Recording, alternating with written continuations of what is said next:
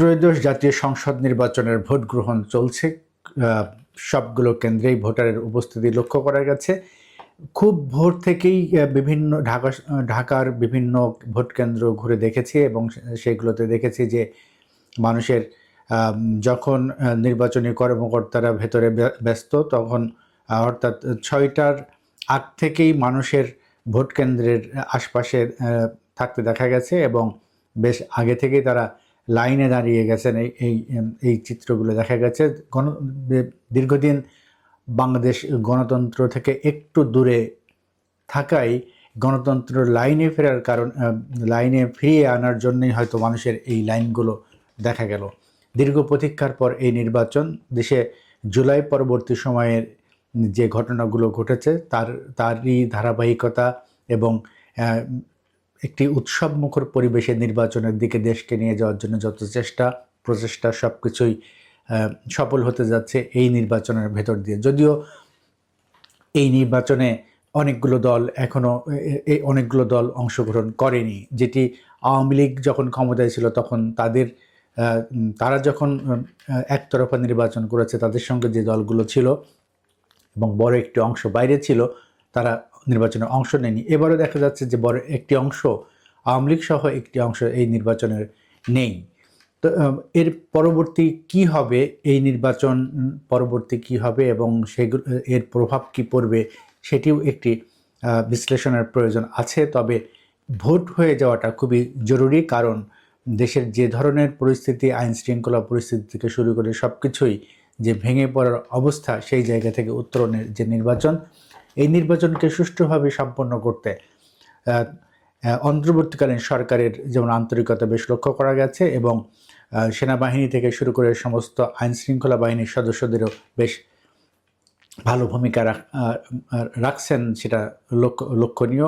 যেটি দেখেছি যে রাজধানীর প্রতিটা সড়কে সেনা টহল সহ আইন শৃঙ্খলা বাহিনীর সকল সদস্যদের সরব উপস্থিতি লক্ষ্য করা গেছে এবং ভোট কেন্দ্রগুলোতে আইন শৃঙ্খলা বাহিনীর সদস্যদের বেশ ভালো ভূমিকা রয়েছে যেন কোনো প্রকার বিশৃঙ্খলা না হয় এবং এই ভোট যেন একটি ভালো দৃষ্টান্ত স্থাপন করতে পারে সেই জায়গাটি তারা দেখভাল করছেন। কারণ দীর্ঘ একটি সময় ভোট উৎসবের যে আমেজ সেটি মানুষ ভুলেই গিয়েছিল বলা যায়। সেই জায়গা থেকে ফিরিয়ে আনা অর্থাৎ দেশকে নির্বাচনমুখী করা, উৎসব মুখর করা এবং মানুষের মতামতকে প্রাধান্য দেওয়া, গণতান্ত্রিক ধারায় ফিরিয়ে আনা, সেই জায়গাগুলো নিশ্চিত করার জন্যে এই ভোট এবং সেই কাঙ্ক্ষিত ভোটটি ঠিক 7:30 থেকে শুরু হয়েছে এবং একটানা 4:30 পর্যন্ত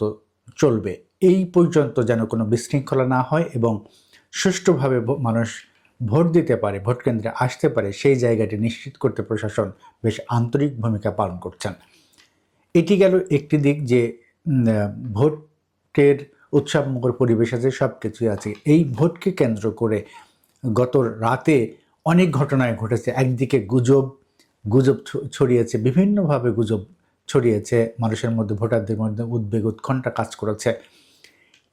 এর বাইরেও যে ঘটনাগুলো ঘটলো, যে দীর্ঘ একটি সময় বিএনপিকে চাঁদাবাজির ট্যাগ লাগানোর জন্য জামাত ইসলামের পক্ষ থেকে বিভিন্নভাবে বলা হয়েছে এই দলটি চাঁদাবাজির সঙ্গে যুক্ত, দখলদারিত্বের সঙ্গে যুক্ত, কিন্তু শেষ মুহূর্তে এসে জামাত ইসলামী যেন বেশি তাদের ট্যাগ লেগে গেল। কারণ কেউ টাকা বিতরণ করতে যে ধরা পড়েছেন, জামাত ইসলামের নেতাকর্মীরা টাকা বিতরণ করতে যে ধরা পড়েছেন, আবার মসজিদে নির্বাচন কর্মকর্তাদের সঙ্গে বৈঠক করতে যে সেগুলো ধরা পড়েছেন, জিলাপির টোকেন দিতে যে ধরা পড়েছেন, এবং এরকম টাকা বিতরণের ঘটনাগুলো তাদেরকে বেশ বিরক্ত এবং বিব্রতকর অবস্থায় ফেলেছে। সাধারণ মানুষের কাছেও তাদের নৈতিকতা নিয়ে প্রশ্ন উঠেছে।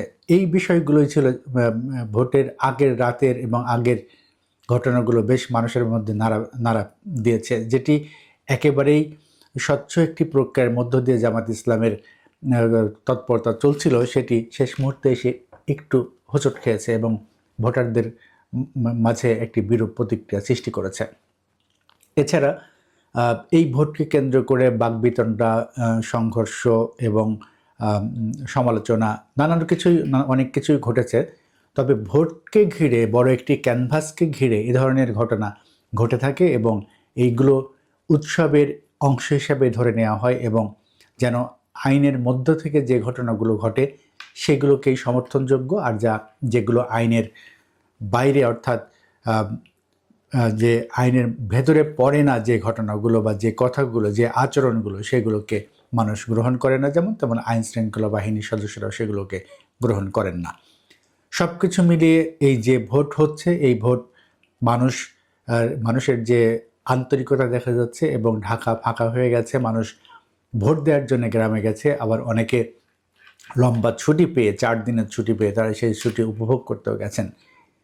তবে এই ভোটের মধ্য দিয়ে একটি সরকার গঠিত হবে এবং সেটি বাংলাদেশ সুষ্ঠু গণতান্ত্রিক ধারায় ফিরবে এবং দেশের যে আইনশৃঙ্খলা পরিস্থিতির অবনতি হয়েছে এবং প্রতিটা প্রতিষ্ঠান যে ভঙ্গুর দশা, সেই জায়গাগুলোর উত্তরণ ঘটবে।